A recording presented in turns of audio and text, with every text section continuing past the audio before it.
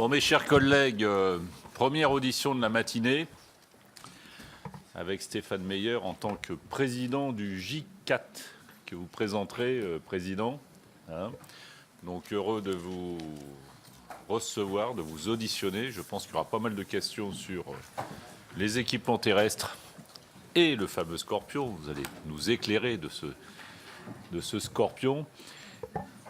Et donc, je vous passe la parole tout de suite. Alors après, si vous êtes sage, je parle à mes collègues, vous aurez un cadeau du J4 ou de Nexter, je ne sais pas, mais vous verrez, du J4, un cadeau. Moins ou plus de 150 €. C'est au poids là, c'est au poids, c'est pas en euros, c'est au poids. Bon, il faudra qu'on ait fini à 10h30 puisque nous avons l'amiral Prazuc. Alors cette audition est ouverte à la presse, ils ne sont pas encore là. Ah si, voilà, il y en a un au moins, alors que la seconde ne sera pas ouverte à la presse, mais j'y reviendrai. Président, à vous. Merci, Monsieur le Président, Mesdames et Messieurs les députés. Je vous remercie beaucoup pour votre invitation et votre intérêt sur le secteur de l'industrie de défense terrestre, représenté par son association d'industriels, le J4, que je préside. Je me permets aussi de vous féliciter que vous soyez nouveau parlementaire ou réélu. Et je me réjouis beaucoup de travailler avec vous et avec cette commission sur les enjeux de la défense et de son industrie, enjeux tout aussi importants que passionnants. En effet, l'industrie de défense est l'une des composantes essentielles, aux côtés des armées, de l'autonomie stratégique de la France en matière de défense et donc de notre souveraineté. Pour notre pays, disposer d'une industrie de défense permet, premièrement, de ne pas dépendre des fournisseurs étrangers qui sont soumis au pouvoir politique de contrôle-export de pays tiers, et deuxièmement, de pouvoir définir en dialogue entre l'État et les industriels les programmes nécessaires et parfaitement adaptés aux besoins militaires français. Alors, le domaine terrestre, que ce soit l'armée, vous avez entendu le général Bosser, ou l'industrie, contribue fortement au succès de nos armes. À côté de la dissuasion, de la supériorité aérienne ou maritime, une guerre ou une lutte antiterroriste, ça se gagne aussi au sol, en combat rapproché, au contact des ennemis, que ce soit en opération extérieure ou que ce soit sur le territoire national.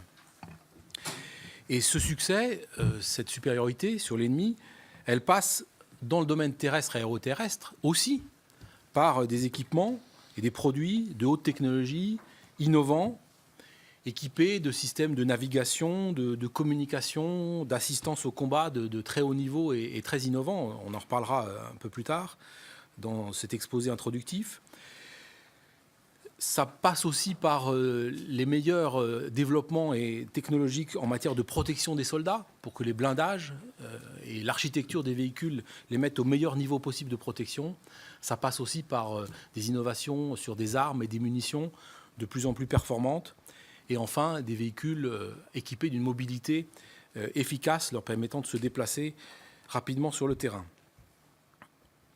Alors pour disposer d'une industrie de défense qui soit performante et pérenne, il lui faut 3 facteurs de soutien et de coopération avec l'État. Et ça sera un petit peu le plan de cette introduction. Premier facteur de soutien, c'est des programmes français qui permettent de rester au meilleur niveau technologique et économique.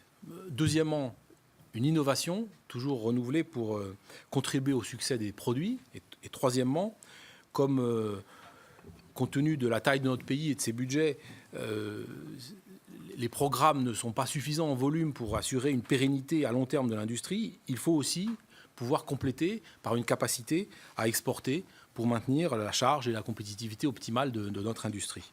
Ça sera donc aujourd'hui le plan de cette introduction que je vous propose. Premièrement, tout d'abord, quand même un panorama du secteur de l'industrie terrestre et aéroterrestre, pour vous donner quelques chiffres. Ensuite, je vous ferai un point sur l'évolution des programmes et des matériels français présents qui sont utilisés aujourd'hui et des programmes futurs qui sont actuellement en développement, avec bien entendu un point particulier, une attention particulière sur le programme Scorpion, très structurant. Nous parlerons ensuite du rôle de l'innovation pour terminer sur l'importance de l'export et un sujet particulier qui est important dans le domaine terrestre, c'est les coopérations européennes. Alors le GICAT est donc l'association de l'industrie de défense terrestre et aéroterrestre. Nous sommes aujourd'hui 225 adhérents, 225 sociétés françaises, enfin sociétés adhérents au sens large, il n'y a pas que des sociétés. Il y a en nombre 8% de grands groupes, ou reconnus comme tels, avec notamment Airbus Hélicoptères, Thales Communication et Sécurité, Safran Électronique et Défense, MBDA, Nexter, Renault Trucks Défense. Nous avons également 20% d'entreprises de taille intermédiaire, comme par exemple Bertin Technologies, ECA Group, pour ne citer que quelques-unes d'entre elles, et 70% de PME. Ça va de la toute petite entreprise jusqu'à des PME de technologie de pointe qui sont tous contributeurs à nos programmes et intégrés dans nos chaînes de fourniture, que ce soit au moment du développement ou de la fabrication. Nous avons également 2 instituts de recherche qui contribuent à l'innovation, notamment l'ISL, qui est un institut franco-allemand, et l'ONERA. Et nous avons 4 groupements et autres associations qui sont parmi nos membres. Le GICAT, en plus de sa spécialité historique sur la défense terrestre, a commencé à se développer, à s'orienter depuis 5 ans vers le secteur de la sécurité, pour 2 raisons. Convergence des besoins et des produits, c'est-à-dire que dans le domaine de la sécurité, il y a des besoins communs avec les besoins de la défense terrestre. Et donc, logiquement, 60% de nos membres ont maintenant une activité duale dans le domaine de la défense et de la sécurité, proposant leurs produits à ces 2 types de besoins. Alors le chiffre d'affaires du secteur défense terrestre et aéroterrestre, tel qu'on a pu le recenser, s'élève à 6,3 milliards d'euros, ça c'est le chiffre 2016, dont, il faut le noter, 40%, un peu plus de 40% à l'exportation. 2,6 milliards pour être précis. Et ce chiffre, 2016, était en croissance de 9% par rapport au même chiffre de 2015. On recense 20 000 emplois directs et autant d'emplois indirects basés en France et très qualifiés. Ça va du technicien spécialisé jusqu'à l'ingénieur. Géographiquement, et bien entendu, j'espère que vous aurez l'occasion de venir rendre visite à ces principaux sites, à ces principaux industriels qui se feront tous un plaisir de vous recevoir. Il faut viser soit en commission, soit près de vos circonscriptions, les principaux bassins d'emploi qui sont dans la région centre, autour de Bourges, où il y a plusieurs acteurs, ainsi que des acteurs militaires. La région Auvergne-Rhône-Alpes, autour de Roanne notamment. La région Provence-Alpes-Côte d'Azur, autour de Marignane. Et puis, bien sûr, l'Île-de-France, où de nombreux sites industriels et militaires sont présents et vous accueilleront bien volontiers. Les principaux équipements qui équipent nos armées et que notre industrie conçoit et fabrique, c'est d'abord toute une série d'hélicoptères, notamment le Tigre, hélicoptère de combat, le NH-90 Caïman, qui est un hélicoptère de transport tactique, pour citer les 2 programmes les plus récents, mais qui sont déjà en opération, et puis d'autres programmes un peu plus anciens, en tout cas dans leur conception, comme le Caracal et d'autres. On compte également toute une gamme de véhicules très variés, parce que chacun va être adapté à une variété de missions spécifiques. Alors ça va du Charles Leclerc, qui est l'équipement à la fois le plus lourd, le plus protégé, le mieux armé, mais aussi celui qui détecte l'ennemi à grande distance, jusqu'aux petits véhicules protégés qu'on appelle le PVP. Beaucoup de sigles, je vais essayer de n'en dire aucun sans dire sa signification.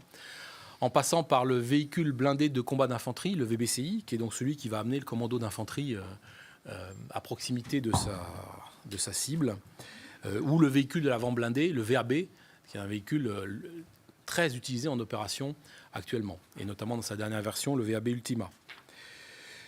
Il y a une gamme également de véhicules d'artillerie. Donc là, on n'est pas dans le combat rapproché, on est dans le tir à grande distance, 40 km, avec une grande précision, s'agissant notamment du camion équipé d'un système d'artillerie, le César, utilisé par la France, 4 autres pays, et actuellement utilisé en opération.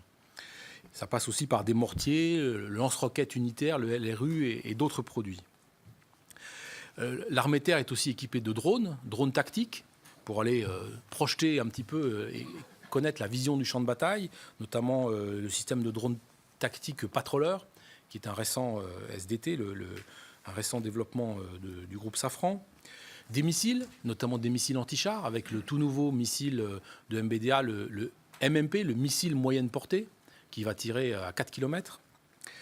Et puis, en dehors de tous ces véhicules, ces équipements, c'est aussi l'équipement du combattant lui-même, tout ce qu'il emporte sur lui, ses vêtements, mais aussi ses équipements de communication et d'information, avec notamment l'équipement félin, c'est-à-dire le fantassin à équipement et liaison intégrés.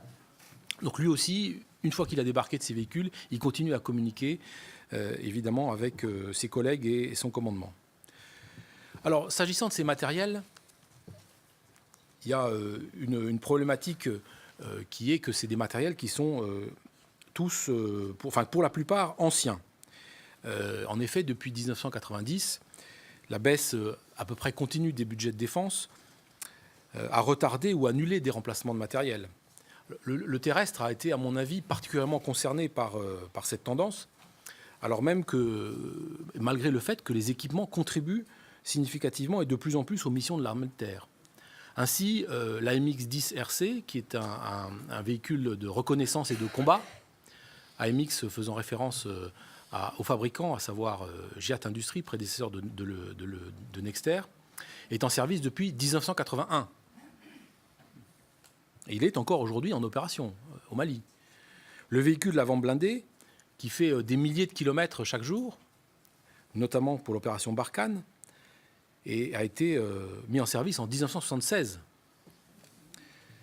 Et l'hélicoptère Gazelle, lui aussi en service encore actuellement, a été introduit en 1967. Ça nous rappelle des souvenirs, hein, les voitures. On parle des voitures, là, on parle pas des... On a mis quelques repères. Il y en a qui n'étaient pas nés. Hein. Quelques repères. Il y a eu quelques mises à jour quand même sur les versions. Oui, bien sûr. De la 404 De la 404 On n'est pas des 26 semaines quand même. En tout cas, vous savez les Non, questions, c'est la différence. après. C'est la différence entre la conception d'un nouveau programme ou les évolutions. C'est pas la même chose. Mais bon, donc en fait, c'est tout ça pour dire le message, c'est que le renouvellement. Je ne suis pas le seul à le dire. C'est aussi l'armée de terre qui le dit. Le renouvellement des équipements de nos soldats est devenu aujourd'hui une nécessité. Alors, c'est évidemment pour les armées avoir les équipements adaptés aux menaces actuelles. C'est l'enjeu simplement de leur supériorité sur le terrain, mais aussi de la protection de nos soldats. Pour les industriels, c'est l'enjeu du maintien des compétences et de la pérennisation de ces compétences, que ce soit les compétences techniques ou de conception dans les bureaux d'études, ou pour la production dans les usines. Bon, dans le passé, on a assisté à... Ces programmes se sont succédés les uns après les autres, mais il y a quand même eu des creux entre les programmes, ou des creux qui sont plutôt devenus des trous de charge. Par exemple, pour citer des exemples et prouver cet élément, le VBCI, véhicule blindé de combat d'infanterie, a été produit jusqu'en 2015, et dans les mêmes usines, le Griffon sera produit à partir de seulement fin 2018. Pour les études de Scorpion phase 1, dont on reparlera un peu plus tard, vont se terminer en deux paliers, 2019-2021. Et c'est le moment où, justement, les bureaux d'études seront disponibles pour commencer à travailler sur Scorpion phase 2, mais aussi sur les avant-projets de programmes encore plus lointains, notamment les futurs chars de combat et systèmes d'artillerie, dont le développement est prévu de commencer à l'horizon 2025. Donc, ça m'amène à dire qu'il est absolument nécessaire d'avoir des budgets suffisants au service de nos ambitions en matière de souveraineté stratégique et de défense, mais aussi, bien sûr, pour adapter les moyens d'un cadre de prévision qui soit le plus fiable et le plus respecté possible pour permettre aux industriels de la défense de prendre les mesures nécessaires et de les connaître suffisamment à l'avance. Donc le président de la République s'étant engagé à nouveau sur l'objectif de 2% du PIB en 2025, on s'en réjouit, bien évidemment, pour plusieurs raisons. D'abord, 2% du PIB, c'est un objectif reconnu internationalement et qui fait monter la France à un niveau reconnu par ses voisins, atteint déjà par certains d'entre eux. Et c'est très important d'être au même niveau que les autres pour peser dans les décisions communes qui peuvent être prises au niveau de l'OTAN, qui peuvent être prises au niveau de l'Union européenne, sans vouloir tomber dans la caricature, combien de dollars, pour reprendre les propos du président américain. Mais c'est important de peser, d'avoir un poids économique qui joue dans les équilibres en matière de pouvoir, en matière de contrôle, en matière d'influence. Bon, c'est aussi un objectif qui est structurant pour les missions des armées face aux menaces. Et là, il faut plutôt compter en euros d'ailleurs qu'en point de PIB. Mais quand on fait la somme de tous les besoins, on arrive à des sommes de cet ordre de grandeur. C'est aussi, faut-il le rappeler, un effet de levier pour l'économie, puisqu'il y a des retours. Quand on lance un programme de défense, si on crée des emplois, on embauche, on forme les personnels, on investit. Donc il y a des effets induits sur la sous-traitance, mais aussi sur les achats indirects. Et puis, quand on parle de budget de la défense, s'agissant d'équipement, il peut être utile de rappeler que, comme ces ventes sont soumises à la TVA, il y a une partie de ces budgets qui retourne au Trésor. Bon, c'est évidemment un objectif qui est tout à fait bienvenu pour la compétitivité des industriels face à leurs concurrents internationaux, pour procurer des produits pour l'export. Et encore une fois, une vision à long terme, avec une trajectoire entre maintenant et 2025, permet aux industriels de planifier les ressources, les investissements, les embauches, la formation, en cohérence avec les programmes prévus.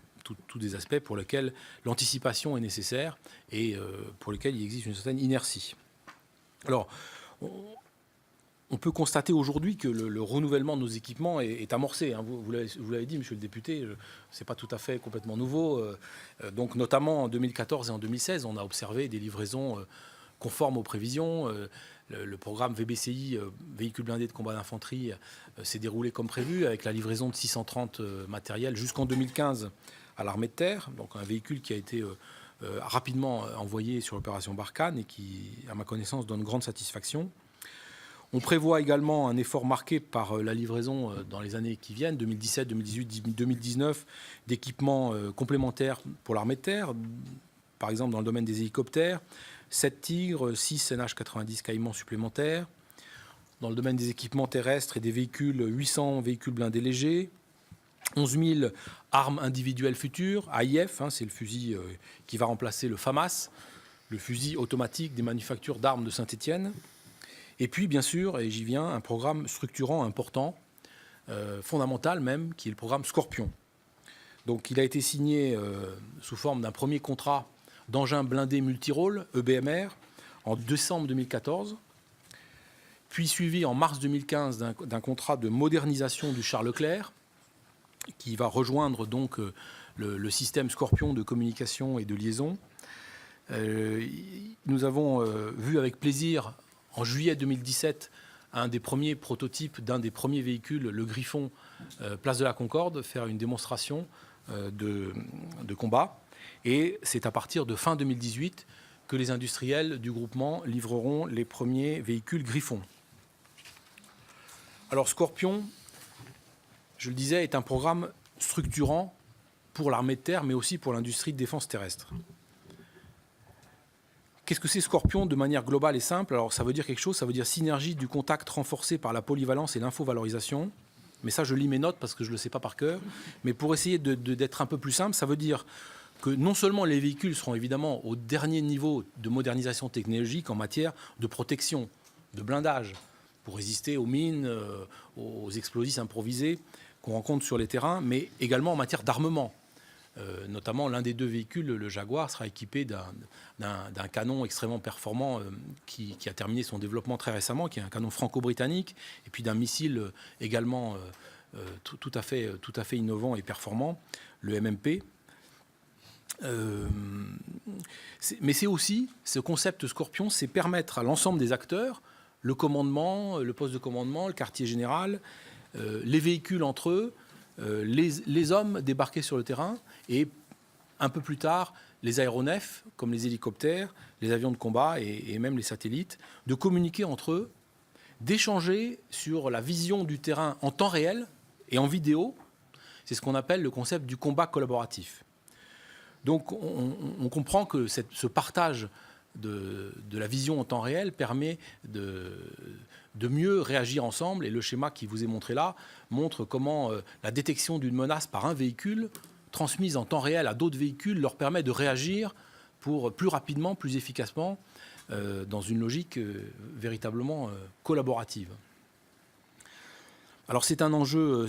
Il faut souligner au passage que ce programme a bénéficié de quelque chose qu'il faut absolument pérenniser, qui est le partage de la vision stratégique et quasiment le co-développement de ces produits particulièrement réussis entre les industriels, la Direction générale pour l'armement et l'armée de terre, et plus particulièrement la section technique de l'armée de terre, qui ont permis par une très bonne coopération des échanges tout au long du développement, au moyen d'abord de maquettes virtuelles en 3 dimensions, puis de maquettes réelles, puis de prototypes, d'optimiser en permanence l'architecture, la définition des produits pour le rendre parfaitement conforme aux besoins de nos armées.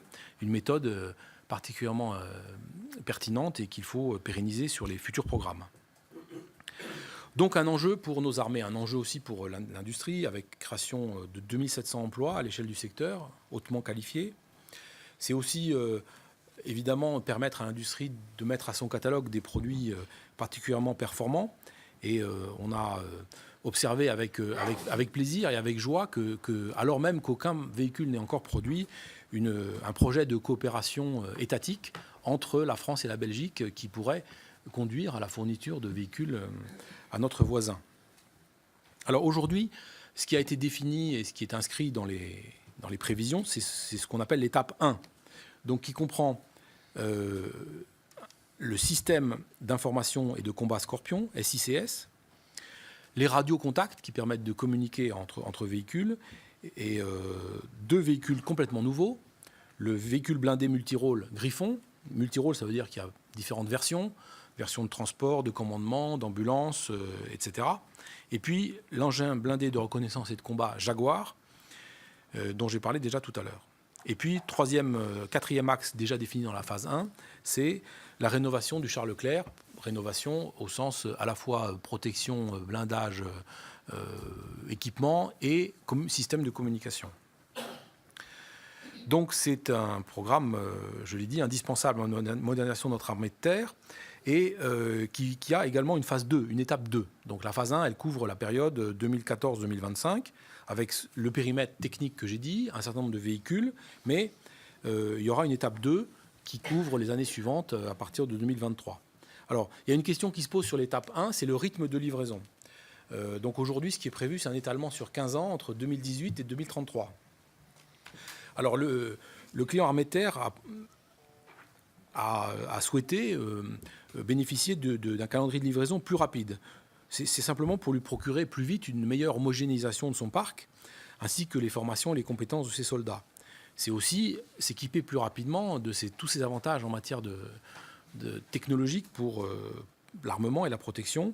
Et c'est aussi hâter évidemment le dernier remplacement des véhicules d'ancienne génération, dont il faut souligner, pour reprendre les petites slides humoristiques, qu'en 2033, le VAB, véhicule avant blindé, aura quand même 56 ans. C'est aussi optimiser et réduire les coûts de MCO. Donc aujourd'hui, maintien en conditions opérationnelles. Hein, c'est sûr que c'est moins cher. Et d'ailleurs, les industriels s'engagent sur le coût des véhicules nouveaux. C'est moins cher d'entretenir un véhicule neuf qu'un véhicule très très vieux. Et puis finalement, pour les industriels, c'est bénéfique aussi, puisque faire plus de véhicules à la fois permet de mieux amortir les frais fixes et d'être plus compétitif, notamment à l'export. Alors à la question posée, les industriels ont dit oui, nous sommes capables de réduire le calendrier en augmentant les cadences, c'est-à-dire de livrer, la question qui nous a été posée, c'est entre 2018 et 2026. Donc maintenant, c'est une question qui est un enjeu évidemment budgétaire, puisque si on livre les mêmes quantités sur une période plus courte, chaque année, ça coûte plus cher. Donc une question et un enjeu important pour l'armée de terre et pour l'industrie. Après l'étape 1, il y a l'étape 2. Donc ça, c'est la suite de l'étape 1, comme son nom l'indique. Donc il est évidemment nécessaire, Scorpion, c'est quelque chose qui a été conçu dans une globalité. À la fois une globalité en nombre de véhicules, donc l'étape 1 ne couvre qu'une partie des véhicules définis aujourd'hui, hein, le Griffon, le Jaguar, mais ce qu'il faut, c'est une cohérence d'ensemble du programme. Donc ça veut dire quoi, cette cohérence d'ensemble? Et ça, c'est ce qu'il faut inscrire dans les prochains projets, dans les prochains lois de programmation militaire à partir de 2023. C'est la mise à niveau des véhicules qui sont déjà en dotation et en service pour que cette bulle de communication et de combat collaboratif se généralise à l'ensemble des équipements. C'est notamment le VBCI, combat d'infanterie, le César pour l'artillerie, l'Aravis pour le véhicule très protégé, le petit véhicule protégé, etc. Bon, c'est aussi une réflexion R&D, innovation sur des nouvelles technologies de rupture dont on commence à voir tous les avantages que ça peut procurer dans d'autres secteurs, en matière de réalité augmentée, d'intelligence artificielle embarquée, de robotique aussi, et puis de cyberprotection et technologie. Donc là, il est souhaitable évidemment de commencer à travailler dès maintenant sous forme d'investissement en R&D, partagé entre les industriels et les études amont étatiques, dans un ordre de grandeur de 15 à 20 millions par an sur l'horizon de la loi de programmation militaire. Et ça m'amène à parler de mon sujet suivant, qui est l'innovation. Donc pourquoi faut-il mettre les moyens dans la recherche et développement? C'est une évidence, mais il paraît utile de rappeler que c'est d'abord pour garder une supériorité de terrain sur les menaces. On a en face de nous, les armées ont en face d'elles des menaces particulièrement pointues, que ce soit dans le domaine du terrorisme ou que ce soit les menaces nouvelles en matière d'État-puissance. Et il est extrêmement important d'être toujours en avance sur eux et pas en retard. Pour les industriels, c'est aussi garder la supériorité sur le terrain de la guerre économique, c'est-à-dire contre les concurrents à l'export, avec des produits de plus en plus performants et compétitifs. Et dans le domaine de la R&D, c'est une question d'investissement par les industriels, qui investissent déjà une bonne partie de leur chiffre d'affaires sur fonds propres, mais c'est aussi une question de soutien de l'État, parce que certaines technologies de supériorité sont des développements à long terme, avec un haut risque technologique et un débouché commercial très incertain, qui est souvent supérieur à ce qu'une entreprise peut supporter toute seule. Alors aujourd'hui, sur 720 millions d'études amont, la part du terrestre est jugée par les industriels comme minoritaire. 60 millions, 10% du total. C'est insuffisant, eu égard à l'importance des équipements de l'armée de terre et aux enjeux que je viens d'expliquer sur les programmes à venir. Donc le J4 partage avec ses homologues au sein du Conseil des industries de défense, le CIDEF, l'objectif de porter à 1 milliard par an le montant total des études amont et d'avoir une part du terrestre qui soit au-dessus de 100 millions. Avec pour contenu le développement de premiers démonstrateurs pour l'équipe, pour Scorpion étape 2, démonstrateurs de robots et des technologies dont j'ai parlé, et puis également commencer à explorer les briques technologiques nécessaires à nos programmes futurs à l'horizon des années 2030, et notamment 2 programmes qui sont identifiés aujourd'hui en France, mais aussi en Allemagne en coopération, ce qui en font des points d'autant plus importants. Ce sont le char du futur, le Main Ground Combat System, et le système d'artillerie du futur, le Common Indirect Fire System. Donc des programmes de dimension européenne, mais qui intéressent bien évidemment l'industrie française. Donc, juste pour terminer ce point rapide sur l'innovation, je souligne aussi les opportunités intéressantes qu'offrent les nouvelles orientations européennes, avec à terme un budget de 500 millions d'euros par an, qui doit permettre évidemment un effet de levier et un complément par rapport aux efforts nationaux.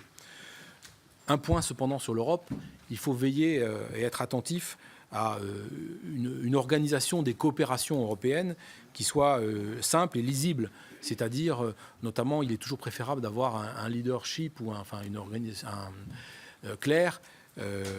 J'y reviendrai d'ailleurs. J'y reviendrai dans le domaine de l'export et des coopérations européennes. Justement, dans le domaine de l'export, je l'ai dit en introduction, même avec les augmentations de budget prévues, compte tenu de l'importance des montants de recherche et développement et des investissements, l'export est indispensable à l'équilibre économique à long terme de l'industrie de défense. Il est d'autant plus vital pour l'industrie de défense terrestre en particulier que, comme je le disais tout à l'heure, près de la moitié du chiffre d'affaires du secteur, 41% exactement, est lié à l'exportation. Or, sur le marché international, comme nos collègues de l'aéronautique et du naval, nous avons une concurrence extrêmement forte, notamment par les géants américains, qui sont renforcés naturellement par la taille de leur marché intérieur. Mais pour le terrestre en particulier, pour l'industrie terrestre, il y a un nombre d'acteurs plus important, nettement plus important, et donc une concurrence plus forte. Déjà en Europe, rien que sur cette planche, vous voyez qu'en Europe, nous avons, en termes de concurrence du VBCI français, là, véhicule blindé de combat d'infanterie en bas à gauche, 6 concurrents européens. Je ne compte pas la Turquie dans l'Europe. Il y en a encore plus dans le segment des véhicules plus petits, à 4 roues, là où je vous présentais juste avant, les véhicules à 8 roues. Et cette concurrence européenne et américaine, elle est encore accrue par des pays qu'on disait émergents et qui sont aujourd'hui complètement émergés, d'ailleurs, il faut le dire, et qui souhaitent acquérir eux aussi leur indépendance stratégique, et qui sont d'ailleurs aidés en ce sens par tout ce qui est offset et retour industriel demandé dans le cadre des contrats de défense.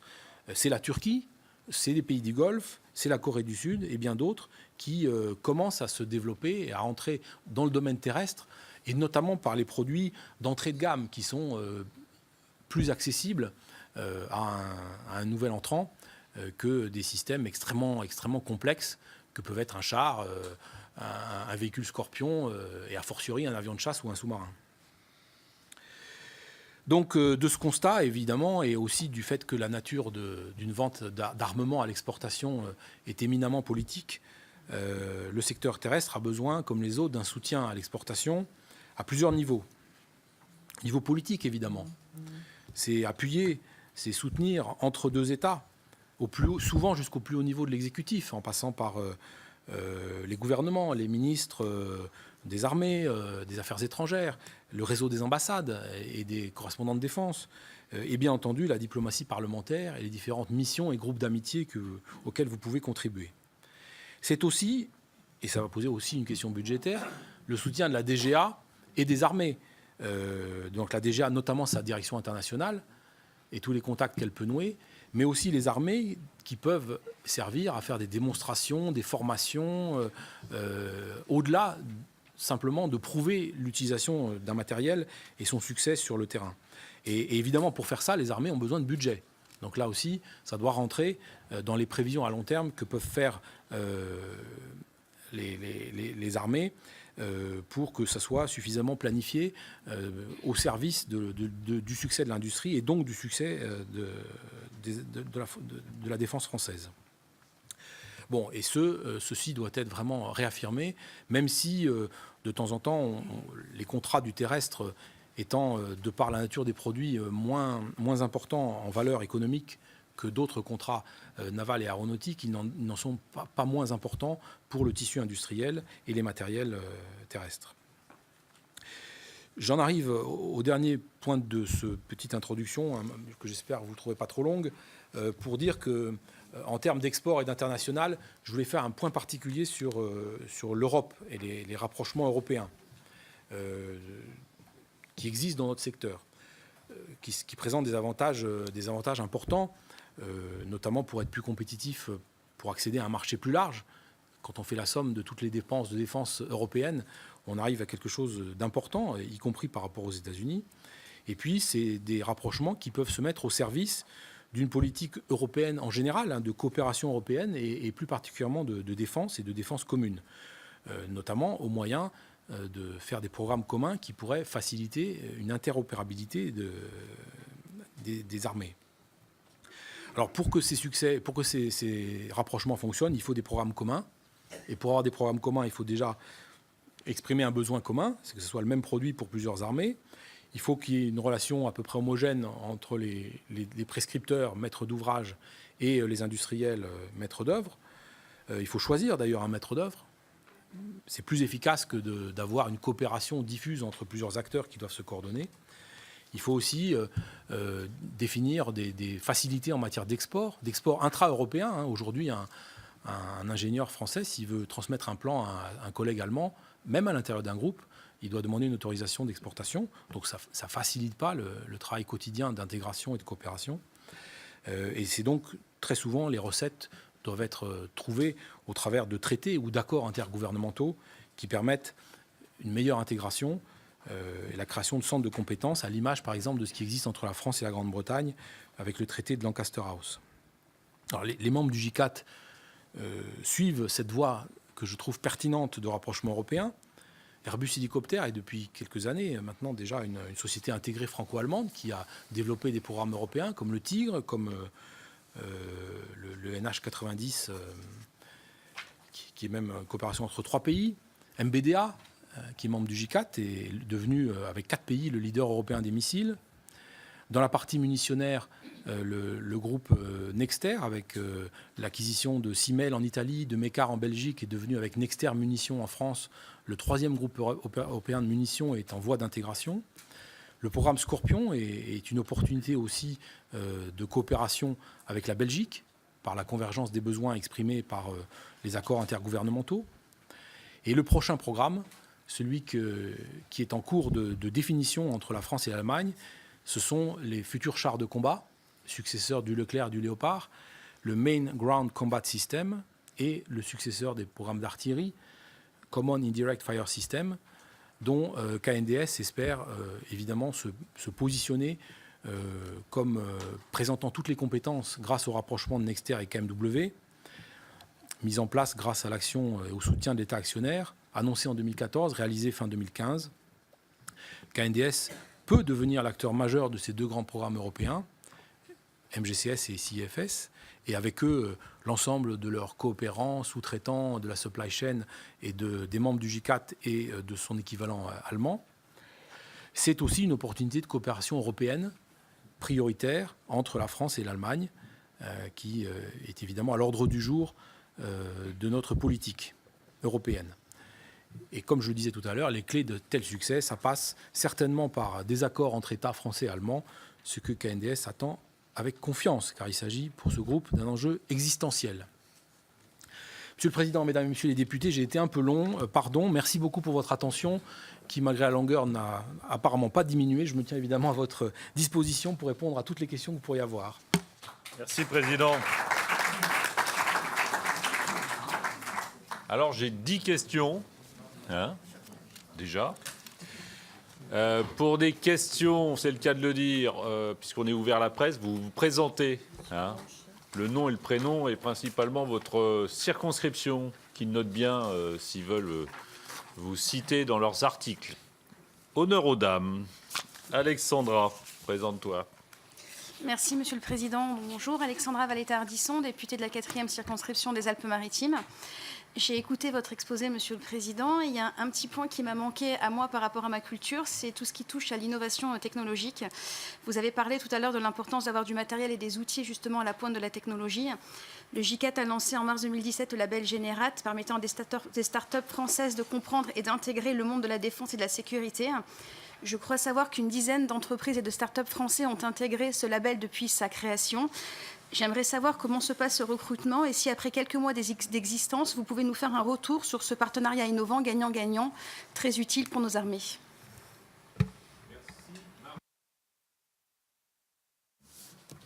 Oui, merci, Monsieur le Président. Marianne Dubois, députée du Loiret, 5e circonscription. Monsieur le Président, je voulais vous poser une question sur les nouveaux marchés de sécurité en France à cause du terrorisme grandissant.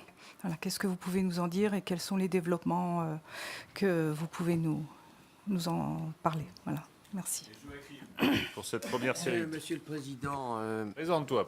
alors Joachim Feuillot, vice-président de la Commission de la Défense et député de la première circonscription de l'Orne à Alençon. Moi, j'étais très intéressé par ce que vous avez dit sur le programme Scorpion, parce qu'on en parle de plus en plus depuis quelques années, mais depuis cette année en particulier. Lorsque l'ancien ministre avait lancé le programme, je crois en 2014, il avait déjà mis les premières commandes pour près de 700 millions d'euros. Il nous avait indiqué que la première phase allait coûter aux environs de 5 milliards d'euros. Et les premières commandes devraient arriver en 2018. Alors, est-ce que vous pouvez nous confirmer ces véhicules blindés? Vous avez parlé du Jaguar et du Griffon. Est-ce que concrètement, on aura les exemplaires en fonction dès 2018? Et puis, moi, je voudrais vous parler de votre stratégie au niveau de votre groupe. Puisque vous êtes rapproché avec l'entreprise allemande, vous avez formé une holding KNDS, et il y avait le problème de Renault Truck, qui également participe au programme Scorpion. Est-ce que vous allez vous rapprocher de Renault Truck? Il m'avait semblé que vous étiez intéressé pour créer avec Renault Truck la même holding qui renforcerait bien évidemment avec ce groupe suédois une entreprise d'armement européenne, puisque vous avez parlé effectivement à juste titre de l'Europe, de la coopération européenne et du fait que l'Europe prend de plus en compte dans ses stratégies les problèmes de sécurité. Voilà une question, plusieurs questions courtes. Alors le GICAT effectivement a créé le label Generate pour prenant conscience de la structure même de ses membres. Alors, comme je le disais tout à l'heure, il y a quelques grands groupes, moins d'une dizaine de grands groupes, mais aussi beaucoup de PME, de TI et même de toutes petites entreprises, et donc qui contribuent à l'ensemble du développement ou de la production d'un programme par des logiques de sous-traitance. Il nous a semblé très intéressant de créer ce label pour les faire participer à une démarche coopérative. Et donc, cette initiative a été lancée effectivement cette année. Il y a une première sélection d'entreprises avec laquelle le GICAT a souhaité instaurer un dialogue entre ces entreprises et leur innovation et les faire plus apparaître comme des sources possibles de composants ou d'éléments pour les grands programmes et les grands groupes. Donc, il y a eu notamment une soirée de présentation qui a été, je trouve, extrêmement fructueuse, puisqu'il y avait un véritable intérêt de ces groupes, des grands groupes, des grands donneurs d'ordre, comme on les appelle, autour de ces initiatives. Et l'initiative du GICAT, c'est vraiment aider, mais aussi mettre en contact et favoriser l'intégration de ces sociétés dans les programmes futurs. Donc on en a sélectionné combien au DD? On a 10 pour l'instant. 10 pour l'instant. Voilà, 10 pour l'instant, et l'objectif est bien de continuer. 15. L'objectif c'est d'aller à 15. À quel horizon déjà? Pour la fin de l'année. Pour la fin de l'année, voilà. Alors, la sécurité en France. Donc, oui, il y a une convergence des besoins. Et il y a des produits spécifiques au domaine sécurité, des produits spécifiques au domaine défense, mais de plus en plus, quand on parle aux forces de sécurité, on s'aperçoit qu'elles peuvent avoir besoin d'interventions hautement protégées en milieu urbain, de systèmes de détection de menaces, des drones, des mini-drones, des robots qui vont aller en avance du soldat ou du policier ou du gendarme pour aller détecter ou donner une vision du terrain d'intervention. Et donc, les entreprises, beaucoup des entreprises du GICAT, plus de la moitié, 60% pour être plus précis, vont proposer des initiatives aussi bien au ministère de l'Intérieur, à la gendarmerie, au GIGN, pour des véhicules qui sont des véhicules ou des objets, des systèmes, des équipements qui peuvent être identiques ou légèrement dérivés de véhicules ou de systèmes utilisés pour les armées.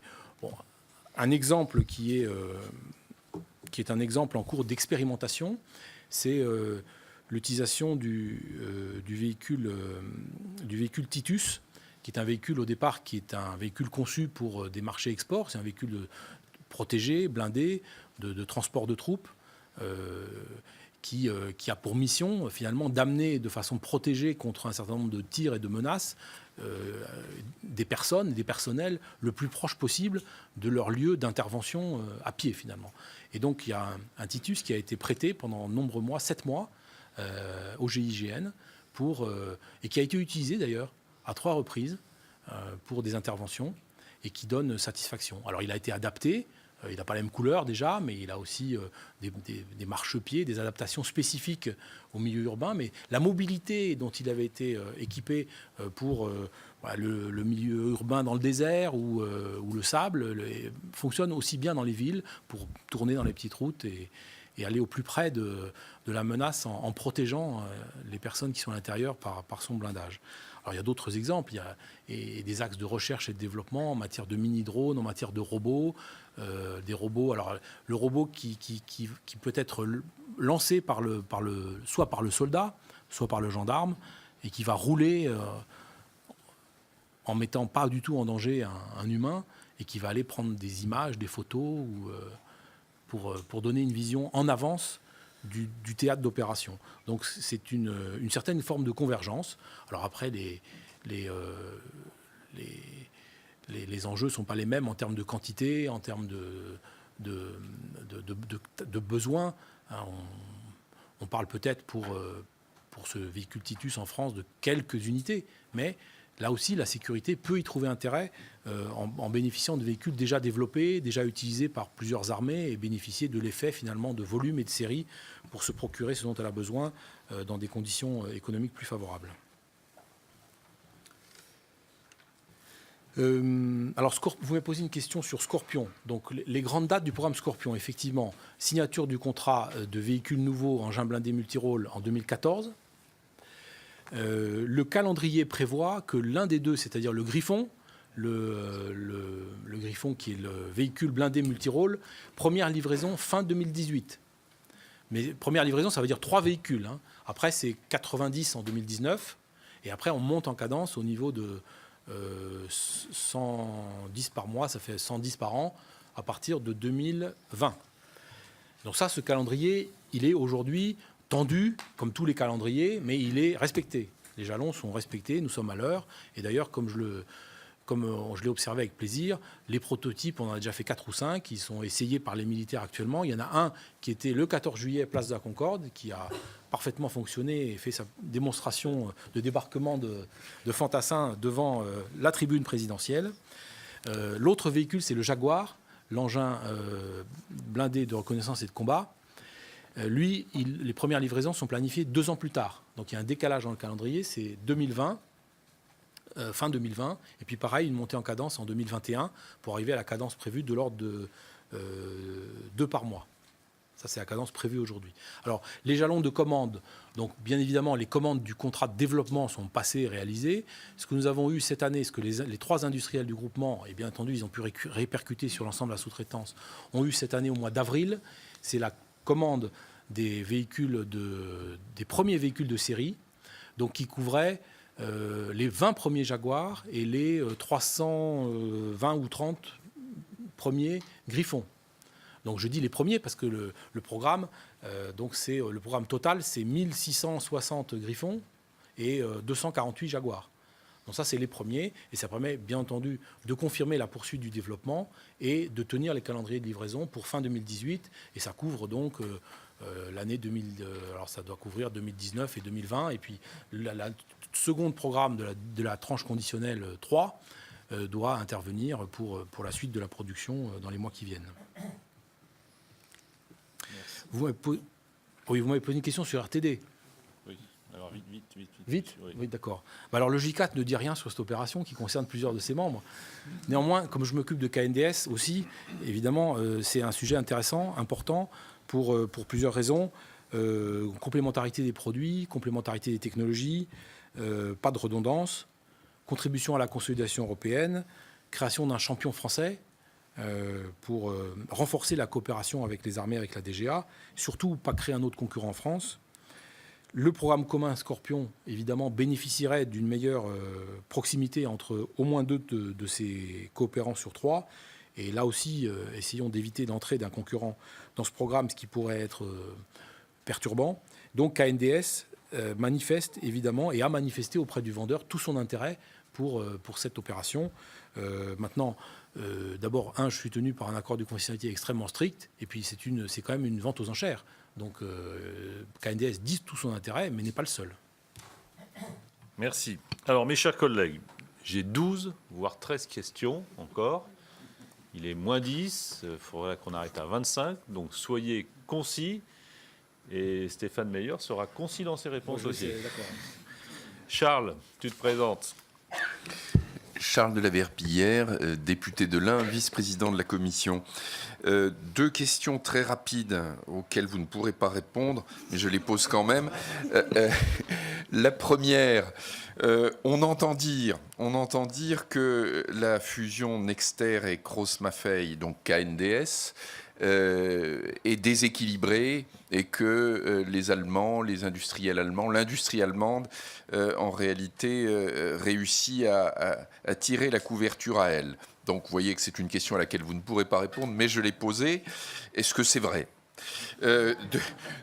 Deuxième question, vous avez sûrement entendu dire que 850 millions d'euros vont être demandés au budget de la défense, plutôt que ce budget va être amputé de 850 millions d'euros pour couvrir le surcoût non budgété des opérations extérieures.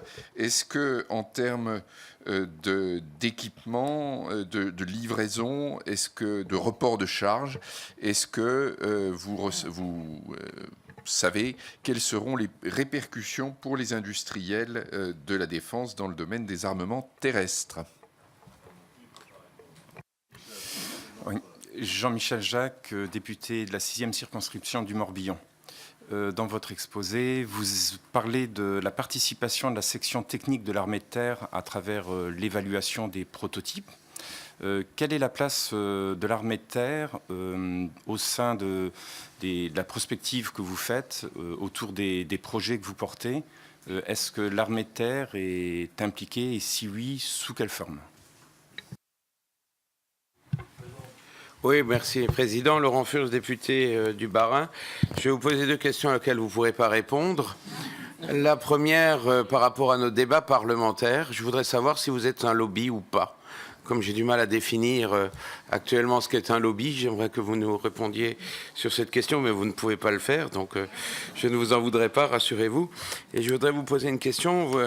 Au regard du marché domestique relativement étroit, l'exportation est absolument essentielle pour les industries de défense, celle que vous représentez ici. La France a adopté par le passé un certain nombre de mesures anticorruption, et notamment poursuivant les industriels qui corrompent, c'est-à-dire qu'ils sont obligés de proposer. Or, nous savons pertinemment que pour un certain nombre de marchés, un certain nombre de pays, on ne peut pas vendre sans transgresser un peu la règle.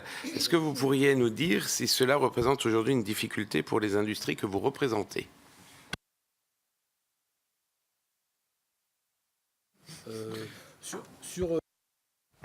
Sur Nexter KMW, c'est un rapprochement équilibré, c'est un vrai 50-50 avec des équilibres de pouvoir. Simplement, en matière de coopération franco-allemande, il ne faut pas se faire d'illusions. C'est un équilibre qui est un équilibre instable. Et c'est sûr qu'au cas où les Français oublieraient de pousser fort pour, obtenir un maximum de choses, ce qui permet de préserver l'équilibre, on peut être sûr que les partenaires allemands, eux, le feront. Donc il y a un risque de tension, il faut que les équilibres soient préservés. Et pour ce faire, il faut que la France défende, bien entendu. Alors c'est vrai au niveau des clients, c'est vrai au niveau des actionnaires, c'est vrai au niveau du management, que la France s'efforce, bien entendu, de préserver tout son poids, tout son rôle et toute sa place dans ses alliances en général. Sur les 850 millions, les industriels, on n'a pas encore la vision de ce que ça pourra avoir comme impact sur le cadre qui a été défini sur l'année, dont on espère qu'il pourra être, pour ce qui concerne les industriels, conservé. C'est tout ce que je peux dire à ce stade. La STAT participe effectivement, et nous avons, avec l'armée de terre en général, un dialogue qui est un dialogue, finalement un dialogue à 3 composantes, entre les industriels, l'armée de terre et la DGA. Donc l'armée de terre, notamment, prend l'initiative de mettre en place des séminaires de prospective avec différents industriels, dont un certain nombre de membres du J4, donc qui font l'objet de réflexions sur des perspectives futures et qui sont bien entendu ensuite transmises à la DGA. Donc c'est toujours un dialogue à 3 qui se passe bien et comme je le disais tout à l'heure, qui a bien fonctionné sur Scorpion et qui marche bien pour la prospective et qui doit être conservé. Alors le J4, qu'est-ce que vous me dites? Selon la loi Sapin 2, c'est un représentant d'intérêt. Donc on est enregistré dans le registre depuis le 11 juillet 2017. Voilà.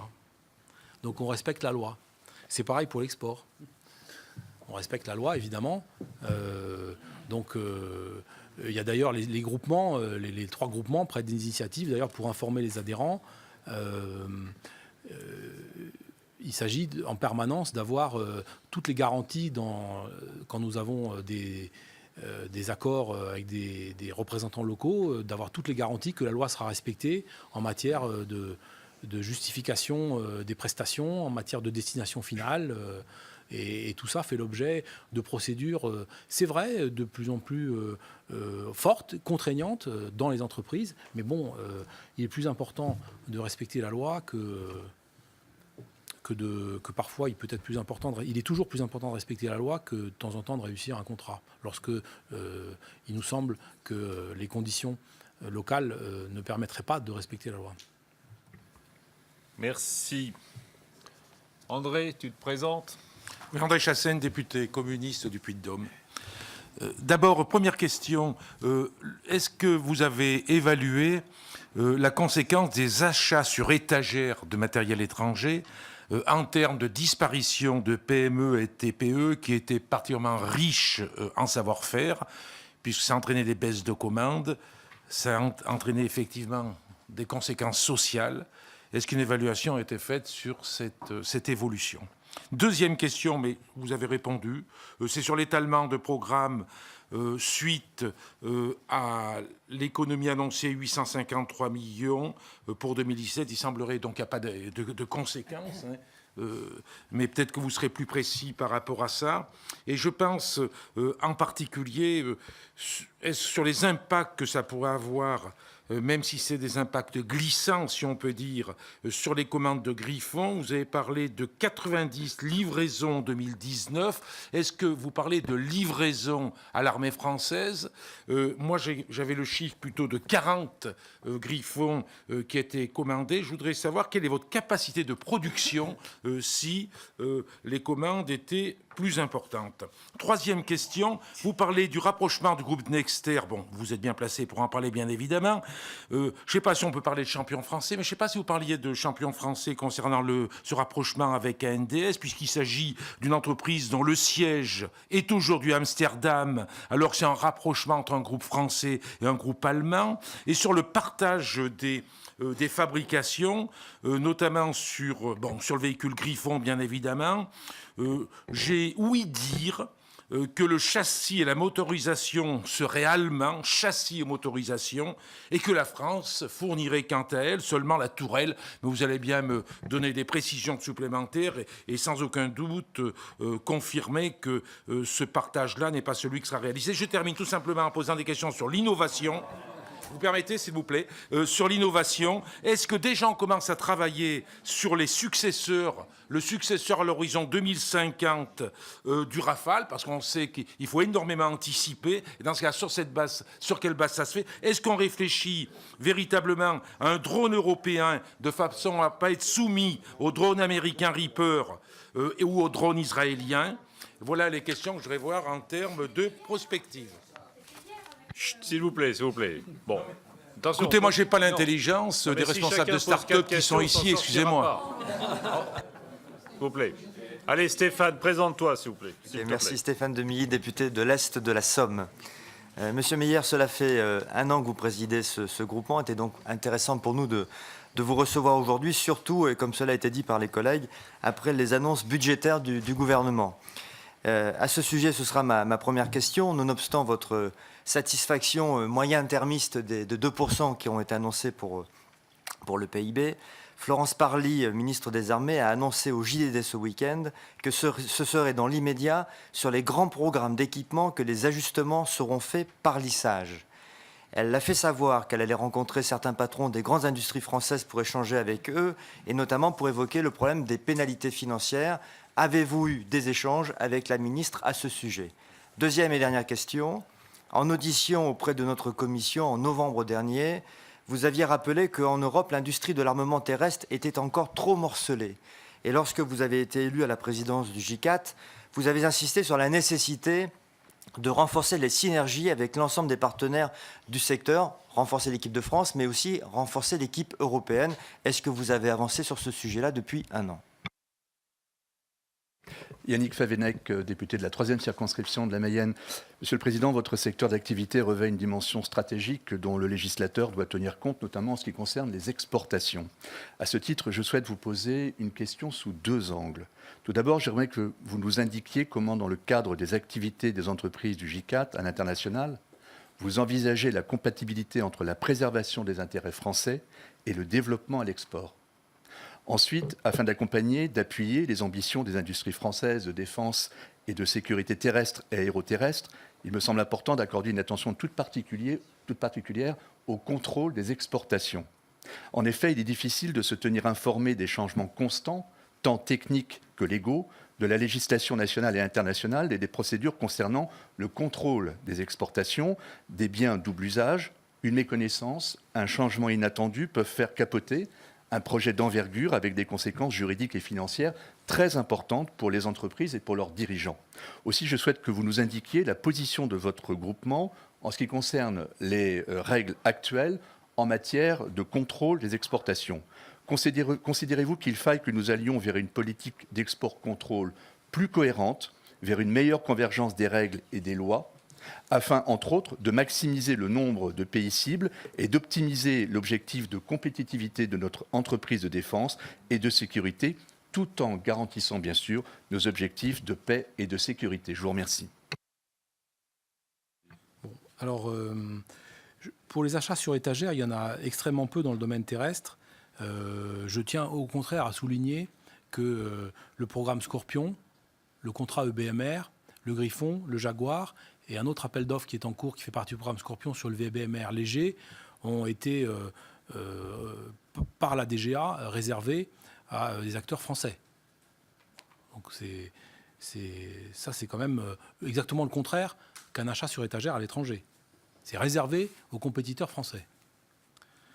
Bon, sur l'étalement des 850 millions, comme je disais tout à l'heure, les industriels n'ont pas encore de vision sur ce que ça peut toucher.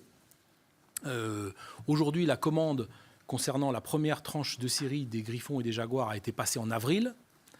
Donc c'est une commande qui est passée, qui est enregistrée. Les travaux ont commencé, les investissements sont en cours pour produire. Alors je confirme que c'est bien 90 en 2019. Et je confirme également que la capacité qui a été prévue par les industriels pour faire face soit à des éventuelles augmentations de cadence pour la France, soit à des marchés export, capacité est de l'ordre de 220 Griffons par an et une cinquantaine de Jaguars. Ça, c'est la capacité, ce n'est pas les commandes.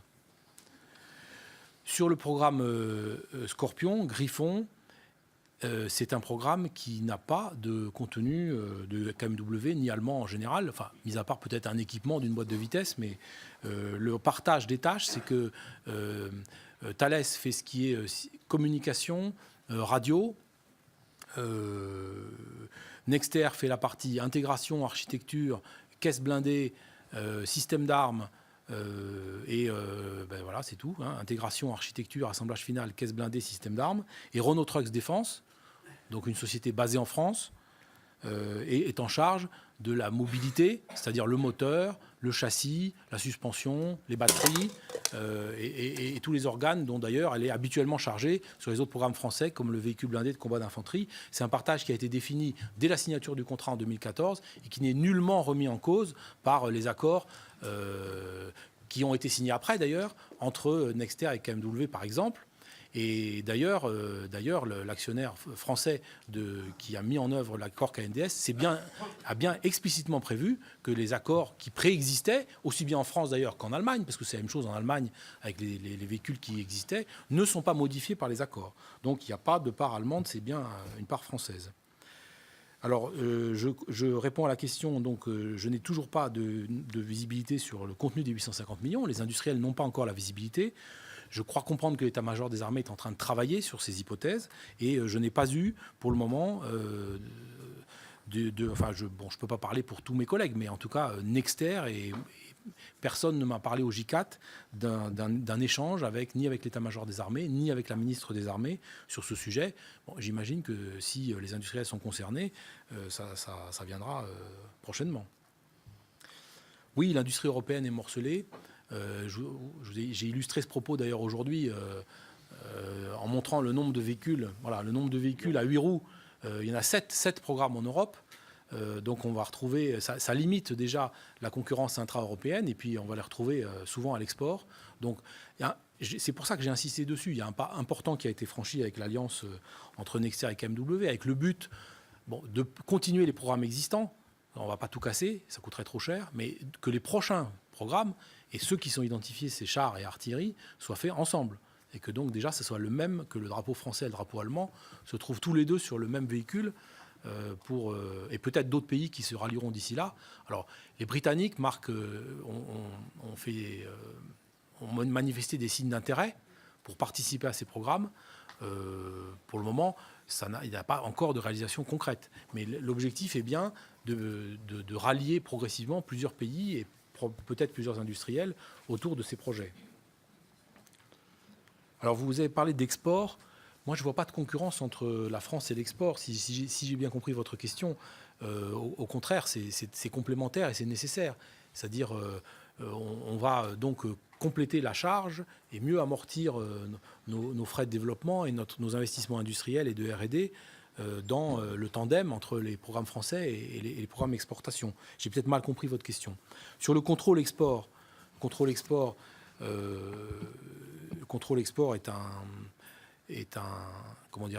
fait l'objet de, pour nous, c'est aussi la garantie pour les industriels d'avoir une autorité qui nous préserve de vendre d'entrer en discussion ou de vendre des matériels à des clients indésirables. Donc, j'y vois plutôt quelque chose d'utile et de bénéfique pour l'intérêt de notre pays. Donc après, il y a une procédure, elle existe, elle fonctionne à peu près bien. Et après, il y a une problématique, par contre, qui se pose au niveau européen. C'est-à-dire que si on fait des programmes communs, donc entre deux pays, et qu'une partie sera définie et produite dans un pays et une partie du véhicule dans un autre, alors là, se pose à la fois la question de l'export. D'abord, il faut qu'il y ait une fluidité dans les échanges entre les deux pays. Donc ça existe entre la France et la Grande-Bretagne. Demain, j'espère que ça existera entre la France et l'Allemagne. Après, la question, c'est bien de définir dès le départ un cadre commun pour savoir dans quel pays, à l'avenir, ces véhicules pourront être exportés en dehors de l'Europe. Et donc, ce cadre commun permet notamment d'avoir une meilleure vision économique du futur et du volume concerné. Parce qu'il faudra éviter qu'à chaque fois, il y ait un désaccord qui se pose sur il faudra éviter qu'on tombe dans la logique de demander à chaque fois l'autorisation à deux pays. Donc, ça serait effectivement utile de pouvoir définir un cadre, ce qui avait été quelque chose, une initiative qui avait commencé dans le cadre des accords de Bray-Schmitt, mais qui mérite d'être approfondie et mieux définie dans le cadre d'accords interétatiques autour de ces programmes. Merci. Encore 6 questions, chers collègues. Thibault, tu commences, tu te présentes, Thibault. Thibault Bazin, député de Meurthe-et-Moselle. Alors, je vais enchaîner sur la question de Laurent. Plus on vous connaît, plus on peut vous soutenir, même si on n'a rien, évidemment, à gagner à titre personnel, mais on le fait pour notre pays et son excellence industrielle. Alors, en plein débat sur la moralisation, qui s'intéresse au conflit d'intérêts des parlementaires, comment les députés pourront participer demain, selon vous, à la diplomatie parlementaire que vous avez évoquée, cette diplomatie économique, pour favoriser les exportations de nos industriels français? Devrons-nous nous déporter en tant que membres de la Commission de la Défense, ou si nous avons des PME dans notre circonscription qui produisent pour l'armement?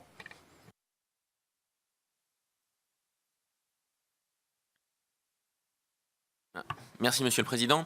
Guillaume Gouffier-Cha, député du Val-de-Marne. Alors, une première question complémentaire. Monsieur le Président Meyer, vous avez parlé de coopération européenne et d'une coopération qui devait être simple. Alors, quelles sont aujourd'hui les difficultés, les freins à cette coopération qui pourrait être simple? Et deuxième question, sur le Fonds européen de défense, quelles sont vos attentes vis-à-vis de ce fonds? Merci beaucoup. Merci, Monsieur le Président. Monsieur le Président, j'ai une question. Christophe Blanchet, député du Calvados, 4e circonscription. J'ai une question et une demande pour limiter mes questions. Ma demande, c'est j'ai beaucoup aimé la présentation de vos slides, si c'était possible de les récupérer, parce qu'au moins ils sont explicites dans la compréhension du domaine et des enjeux. Ma question, quand on parcourt votre site internet, vous parlez de cybercriminalité, cyberdéfense, notamment avec deux chiffres qui sont évoquants. C'est 15 milliards d'objets connectés aujourd'hui et dans 2 ans et demi, 50 milliards. Nos véhicules vont être dotés évidemment de ces nouvelles technologies. Quelles sont vos stratégies et les mesures mises en place aujourd'hui par rapport à cette problématique et ces menaces?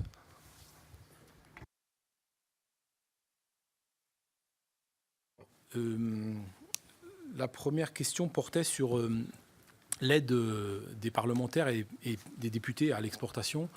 Je considère que cette aide, elle va contribuer à côté des aides gouvernementales, des aides de la DGA, des aides des armées, notamment par les différents contacts qui peuvent être établis dans les pays, au travers des missions que vous pouvez mener, au travers des déplacements dans les salons, au travers aussi de soutien à des accords intergouvernementaux éventuels, et puis pourquoi pas aussi dans les groupes d'amitié où il s'agit de mettre en lumière le fait que ces ventes ou ces accords autour de la vente de matériel peuvent s'accompagner d'accords de coopération plus larges qui en fait contribuent des véritables partenariats entre deux pays et qui sont bien au-delà d'un simple contrat de vente entre un industriel et une armée. Il s'agit de mettre en place des coopérations en matière de défense, de formation, pourquoi pas aussi de temps en temps des accords de protection. Donc il est évident que les contacts parlementaires peuvent largement y contribuer. Il y a eu plusieurs exemples de visites autour de salons et des contacts entre des parlementaires des pays cibles qui sont bénéfiques. Coopération européenne, quels sont les freins ? Les freins, au départ, il y a un frein, c'est il faut déjà, pour une coopération autour d'un produit ou d'un programme, déjà avoir une vision qui converge sur les programmes. Aujourd'hui, je vais parler de 2 programmes terrestres majeurs, chars et artillerie. La convergence n'est pas encore là entre la France et l'Allemagne. J'ai tout à fait confiance que ça viendra, mais il faut encore y travailler et mettre une certaine pression pour pas qu'il y ait 2 listes au Père Noël de deux armées.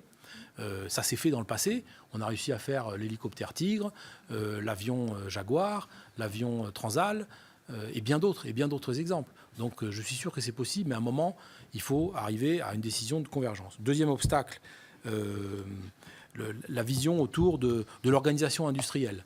Et là aussi, notamment s'agissant de la France et de l'Allemagne, il y a aujourd'hui une vision un peu différente et une relation entre l'industrie et l'État qui est différente.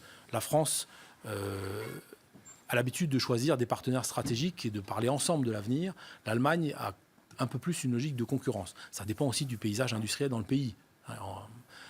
Donc c'est sûr que la meilleure coopération réussie, elle est au travers non pas d'une coopération entre plusieurs acteurs, mais plutôt du choix d'un maître d'œuvre bien identifié, charge à ce maître d'œuvre d'organiser autour de lui des sous-traitances et des coopérations pour faire participer qui il convient de faire participer. Troisième obstacle, l'export. Donc déjà interne entre les 2 pays pour faciliter les transferts de plans, d'échanges, pas tomber à chaque fois sous le coup d'une demande de contrôle export, et aussi définir une politique d'export commune en dehors de l'Europe. Et donc ça, c'est des choses qui en général sont du ressort d'accords intergouvernementaux. Je citais l'exemple du traité de Lancaster House qui est exemplaire à cet égard. Donc c'est possible là aussi. Le Fed, donc là, comme pour aider la R&D, c'est certainement un complément utile budgétaire pour venir aider les entreprises européennes à innover et à préparer des programmes futurs. Si ça doit déboucher sur des... Alors d'abord, il faut faire attention que, comme je le disais à l'instant, la meilleure coopération, c'est pas un assemblage ou un ajout de sociétés qui font chacune un morceau. C'est beaucoup plus efficace si on arrive à choisir un pilotage de programme. Et là, c'est peut-être la limite du sujet aujourd'hui. C'est si on veut mettre tout le monde au même niveau, a fortiori s'il y a un grand nombre de participants, c'est sans doute moins efficace. Mais néanmoins, l'initiative elle est positive et on va s'occuper de récupérer au niveau de l'industrie et des différents acteurs ce qui peut être utile pour financer notre R&D. Pour les slides, il n'y a aucun problème. C'est prévu. On va vous les donner. Pour ce qui est de la question de la cybersécurité, bien entendu, sur les véhicules ultra communicants du programme Scorpion, c'est une problématique qui a été étudiée dès le début et qui est parfaitement bien identifiée, connue et traitée par le partenaire Thales d'ailleurs, qui est à la fois celui qui est en charge de toutes les questions de communication, non seulement entre les véhicules du programme Scorpion, mais qui équipe aussi avec sa radiocontact beaucoup d'autres vecteurs de nos armées, et qui est par ailleurs, Thales est un grand spécialiste de la cybersécurité lui-même, et tout à fait au cœur de ces problématiques qui sont parfaitement bien traitées. Merci. Les dernières questions. Bastien, tu te présentes? Oui, bonjour, Bastien Lachaud, député France Insoumise de Seine-Saint-Denis. Moi, je comprenais la question du collègue sur la question de l'incompatibilité ou de la concurrence entre France et export, parce que pour l'export, vous êtes contraint, j'imagine, de vous plier aux normes de compatibilité OTAN, ce qui n'est pas forcément la meilleure technologie pour les armées françaises. Mais là n'était pas ma question, qui porte pourtant sur l'export. Moi, j'aimerais revenir sur vos clients. Notamment sur la signature des contrats DONAS et SFMC avec l'Arabie Saoudite ces derniers mois. Les dernières commandes sont beaucoup plus importantes que celles habituelles pour ces pays. Beaucoup d'ONG se sont émus. Je comprends leur émotion quand on voit qu'on vend des véhicules Caesar, de l'artillerie de 150, de l'artillerie de 120 en masse. Quelle est aujourd'hui votre assurance que cet armement français n'est pas utilisé sur le théâtre d'opération du Yémen, et cela en contradiction avec le traité sur le commerce des armes de 2014? Merci, Monsieur le Président. Oui, monsieur. Laurence Strastour, députée de la 6e circonscription des Alpes-Maritimes. Ma question porte sur les fonds européens et donc les subventions européennes et le programme H2020 qui permet aux industriels de développer des projets. Il y a une faible participation des industriels français et je voudrais connaître l'action du GICAT pour accéder à ces programmes européens et surtout plus particulièrement pour les PME. Je vous remercie. Merci. Patrice Verchères, député du Rhône. Depuis la fin des années 90, la France ne produit plus de munitions de petit calibre et s'approvisionne à l'étranger. Il y avait eu un rapport parlementaire en 2015 qui plaidait en faveur de la reconstitution d'une filière de production française de munitions afin de retrouver notamment notre souveraineté dans ce domaine. Nexter n'était pas intéressé pour introduire une telle filière, mais en revanche, TD Armement, filiale de Thales, semblait intéressé avec un possible rapatriement en France d'une filiale basée en Australie. Vous l'avez évoqué rapidement, mais pouvez-vous nous en dire un peu plus? Merci. Alors, oui, sur l'export, vous avez raison, monsieur. Il y a effectivement de temps en temps, dans un pays, des normes ou des demandes un peu différentes des versions françaises. Donc, on s'efforce d'avoir en tête, le plus tôt possible dans le développement, la question de la version export, qui peut être à la fois à des normes un peu différentes, mais aussi pas avoir exactement tous les équipements de la version française. Ça, c'est aussi souvent la France de le dire, mais aussi qui peut répondre de temps en temps à un besoin spécifique d'un pays. C'est pourquoi, sur certains contrats export, il peut y avoir un développement complémentaire qui répond à toutes ces exigences, soit de la France de ne pas mettre quelque chose, soit du client export de mettre quelque chose de plus que n'auraient pas les Français pour répondre à un besoin spécial. Sur les clients et l'export, je rappelle que aucune exportation ne se fait sans approbation. Donc il y a un processus de commission CIUMG, donc qui passe par le ministère de la Défense, les Affaires étrangères, le Premier ministre, le secrétaire général de la Défense nationale. Donc tout ce qui est, par définition, tout ce qui n'est pas autorisé par cette commission est interdit. Et donc, c'est la réponse que je ferai. C'est que tout ce qui existe aujourd'hui, quels que soient les pays, y compris ceux par lesquels nous sommes soumis à des accords de confidentialité, a été dûment approuvé par ces commissions et par le gouvernement de la République. Alors, sur les fonds euros, oui, le GICAT a fait quelques investissements pour se tourner un peu plus vers l'Europe et notamment pour aller à la source de l'information. Nous avons donc recruté notamment une personne supplémentaire qui est plus particulièrement chargé d'aider l'ensemble de nos adhérents et en particulier la quantité importante de PME qui sont parmi nos membres pour faire bénéficier de tous les avantages qui peuvent être procurés par ces programmes. Donc il y a des réunions de travail qui sont organisées par le J4 avec évidemment le travail de cette personne supplémentaire pour informer les PME et qui fait l'objet d'un suivi particulièrement pour le programme H2020. Alors pour le petit calibre, effectivement, l'activité de petit calibre a été arrêtée il y a très longtemps. Vous l'avez rappelé, monsieur le député. C'est une décision qui résultait de l'absence de visibilité de l'absence de commandes pendant les années 90.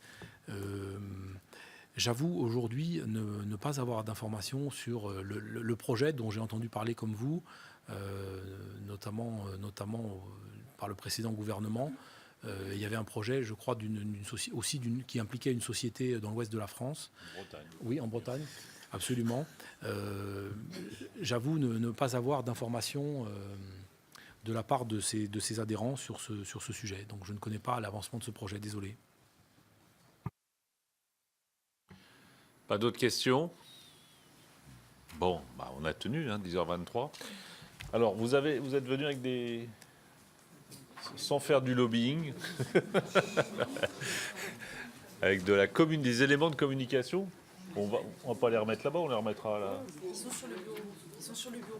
Bon, c'est sur le bureau en sortant, c'est pas nominé? Si. C'est chacun. Vous avez votre nom sur les paquets, c'est ça? Vous avez les noms, donc vous prenez le paquet qui est à votre nom. Voilà. Je vous rappelle que dans 6 minutes, l'amiral Prazuc sera là.